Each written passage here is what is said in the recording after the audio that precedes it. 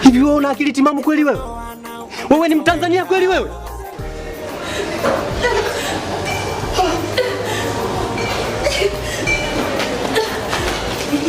Listen to me carefully wewe kijana. Kwa taarifa yako mimi nina watu. And let me tell you one thing. What goes around comes around, that is what people say, right? So all the pain you caused me will come back to you someday. Akia Mungu utajuta. Utajuta kunisukuma na kunipiga makofi. Nisikilize, kama wewe una watu, mimi nina utu na nina Mungu ndani yangu. Alafu nisikilize, wewe ndio utakaye juta kumuumiza mama wa watu, sio mimi. Unaona nini? Mtoto kiume anajisifu na utu, na utulivu sio? Labda nikwambie kitu kimoja. Wewe mweupe tu na huna Mungu. Let's kama ungekuwa na Mungu, usingekuwa na hali ya kifukara kama hii.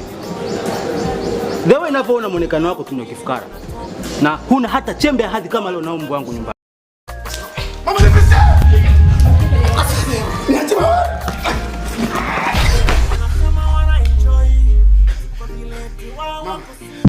Sikiliza kwa makini.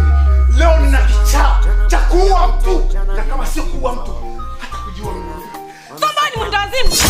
Ukiua mtu na ujue wewe mwenyewe, utakuwa umepata dhambi kubwa sana kwa Mungu. Mpumbavu wewe. Kukosea mke wako. Hivi vitu vyako unapochoma moto vimekukosea. Utulia mbali. Achia mambo yake Mungu hiyo. Bali wanandoa wenyewe hiyo baba.